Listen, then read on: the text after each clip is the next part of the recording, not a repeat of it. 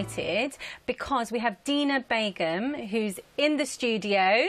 She's just got this book published. You need to go and get this. This is amazing. We're going to be talking about her new book and also about her journey. So I'm so happy Dina is here and she's sitting across me. Hi. Hello. Hi. How are you? I'm good, thank you. How are you? Dina, I am so excited for you. Thank you, thanks so much. This is amazing. And can I just point out, before we start, I really like cake. Okay, that's good to know. And I love the chai malai cake. Thank you. That's everyone's favourite. Is it everyone's favourite? Yes. And also you've got like very authentic recipes here. Shimai. Mm-hmm. Everyone who's Bangladeshi will recognise that. Yeah, it's exactly. a kind of classic dish. So let's talk about this because Okay. What I love about this book is that there's so many different types of recipes here. I mean, this book celebrates the legacy, right? Yes. Of the culinary legacy of Brick Lane. Yes. So you've got Bangladeshi authentic recipes, yes. as well as, you know, recipes that come from the Jewish community. Mm-hmm. Jewish, Italian, French, kind of all the communities that kind of live there or have lived there over the years. So let's talk about it. How did this happen? It kind of happened. I've always wanted to write a cookbook. Writing is a huge passion of mine, as well as eating, cooking. I've cooked since I was very young, so I was making kind of full meals since the age of 12, you know, and baking since I was 7, 8. So it's something that I've always been passionate about. I've always been writing. So I started a blog a few years ago, and when I was young, I was kind of keeping recipes in recipe books, so just writing down things, experimenting. So this came about because I was working on a food blog a few years ago, and so a friend of mine said, you know, why didn't you kind of write a market cookbook, something to celebrate because the area, and my blog had lots of different recipes and from different cultures and communities, so that was kind of a natural progression. So met with a publisher, and several months later got a book deal. So that is amazing. And this is 2 years of hard work. That's incredible. So so just let me get this right. So you obviously from a young age have been going to Brick Lane, and do you go to different types of restaurant and eat their food, you know, Yes. especially if it's not Bangladeshi? Absolutely. And you draw inspiration from them, Yes. and how do you put those recipes together? I think I've always loved all kind of food. You know, most food I love, and I love baking. Same as you, I love cake. So it's I've always eaten at different restaurants, you know, tried different cuisines. So it was kind of experimenting with different flavours. And one of the things I like to do, especially put spices and different kind of Asian or Eastern flavours into kind of traditional British bakes and British recipes. So like the chai malai cake is a twist on a chai spice for the cake and a ras malai flavour for the frosting. So it's kind of combining both cultures that I grew up with, basically. Literally, my mouth is watering. It looks incredible. So look, let's talk about your journey. Okay. Because you mentioned you started writing all your recipes down in your own little journal. Yes. Did it come to you that you thought, this is what I'm going to do, this is my passion? How did you decide this is something that you were going to do? I knew, I think, from the age of probably, I always knew I wanted to be a writer since the age of probably about 9 when I wrote a poem at school and my teacher said, you know, she's really good. So that kind of gave me the confidence to think, oh, hold on, you know, I could write for a living. And I used to be buried in books. I used to be called bookworm at school. So, you know, always had a book in my hand and used to always be reading. So my passion's always been... You've got quite a journalistic flair about you. I mean, you've written about many things. Yes, I've written about, I write fiction as well as poetry as well, which is how, you know, it all started. And then I also write kind of non-fiction. I've written a piece on kind of chittagong shipbreaking trade with a kind of collaboration with a Polish photographer. So that was a great experience. Oh wow! Look, we just saw clips of your blog as well. Oh, great. Did you do that in your spare time? Yes, it's always been in my spare time while I was working, studying. So it's always been something that it was kind of like having another job on top of doing a kind of a day job. Yeah. So it's always been kind of my passion and spending evenings, weekends writing. I guess, you know, I mean, you saw our earlier guest, he's 18 years old, and we were talking about passion, right? We were talking about, because I think sometimes when you're doing a full-time job and then you're coming home and you're having to put these little things that you love into a book, I mean, when do you realise that actually that's the path that you're going to take? Because sometimes, you know, for dreams to become true, you just have to keep at it, right? Yes, I'm assuming absolutely. there's blocks that, roadblocks yes. that people face. How yes. do you overcome those? You have, I would say, as the guest previously was saying, amazing man at 18. So you have, you take a step and build on that kind of thing. So since I was young, I've had entered competitions. I won a teletext competition when I was in my early teens, which kind of really spurred me on. Had work experience at a Fleet Street publication when I was 15. So that was another kind of where I wrote for the magazine as well, and briefly edited some articles, etc. And then, wrote for the uni paper when I was at university.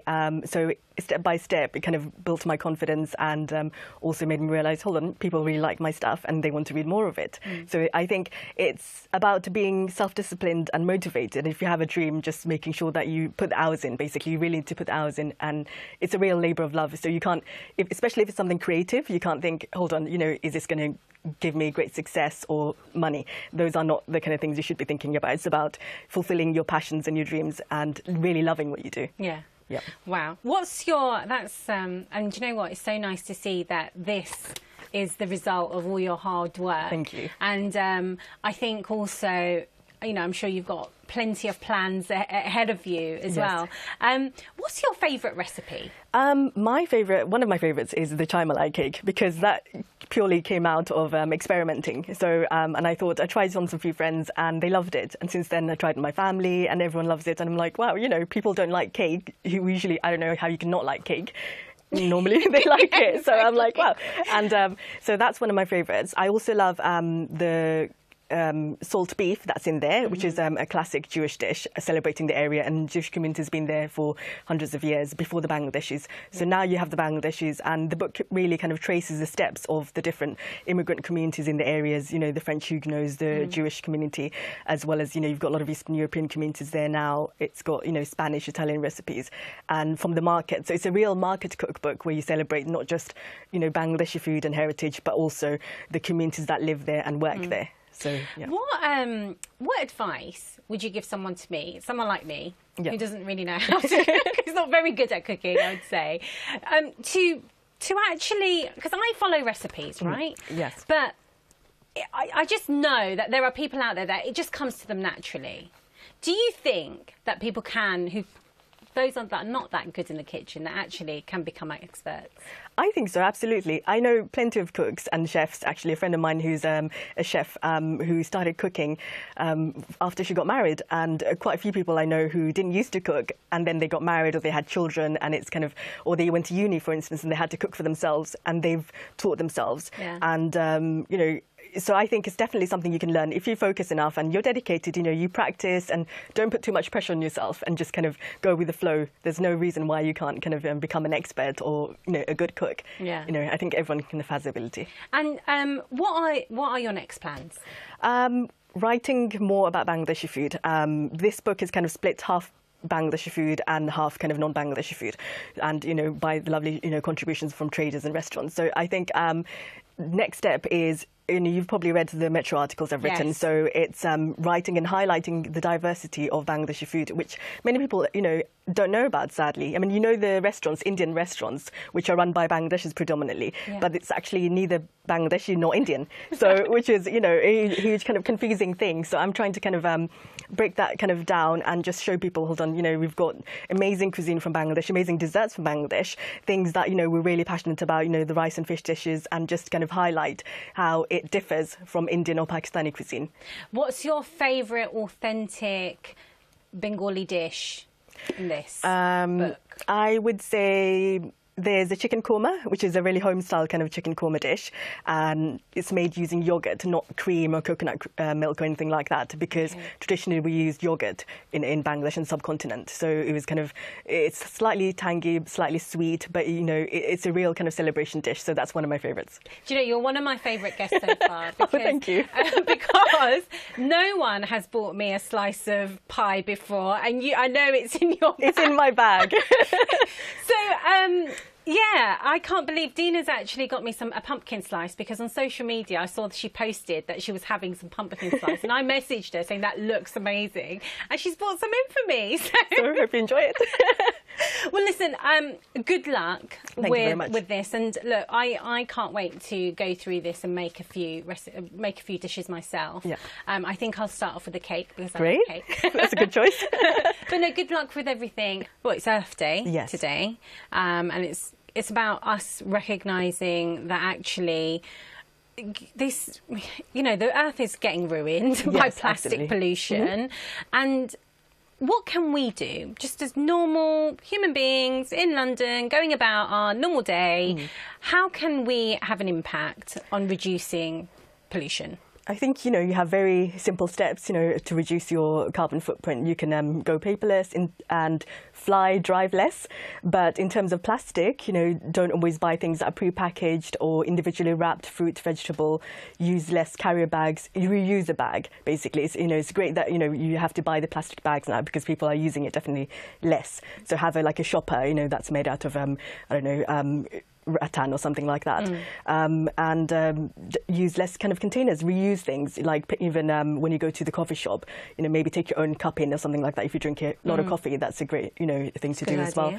And things like we have a lot of markets in London, as you know, I've written a market cookbook, but you have initiatives like in Borough Market where they've reduced a lot of the plastic, and it's a great initiative because it's a food market and a market, generally market. So that kind of thing, if that carries on generally in shops and markets in people's homes, that'll be kind of great for the earth. I genuinely feel sad when I walk by the river. So I live by the river, and I see like the animals swimming along, and then I see loads of plastic bottles, carrier bags, and it makes me sad. It's sad. Yeah. That people can't even recycle it. That's and it takes hundreds of years, thousands, hundreds of years to break down. So you should really think about using biodegradable products. And people, I think need to be more vigilant and careful, and just remember, the earth isn't something to be plundered and you can just go about doing whatever you like. It's something that kind of sustains us. So it's good to kind of care about it and love it, And do you remember, but I remember when I was younger in Bangladesh, people used to have jute bags. Yes, absolutely. Imagine if we can just introduce that back in. Exactly. We have jute bags, or, kind of shoppers, like I say, and wrap things and less, use containers that you reuse rather than the disposable ones. I think the most ridiculous thing I've seen is I saw an orange that was wrapped in plastic. I think I saw that actually somewhere. That's crazy. That's not a, very good thing to do. Definitely not. So I think, buy your fruit and veg as they are. Well, listen, thank you again for coming in. I just thought it would be good to talk to you and just get your thoughts on Arafat's recipe, seeing that you're the expert. No, I think it's a lovely recipe. But no, thank you so much for coming in. And I've had such a fun time with you, and I can't wait to taste your pumpkin slice.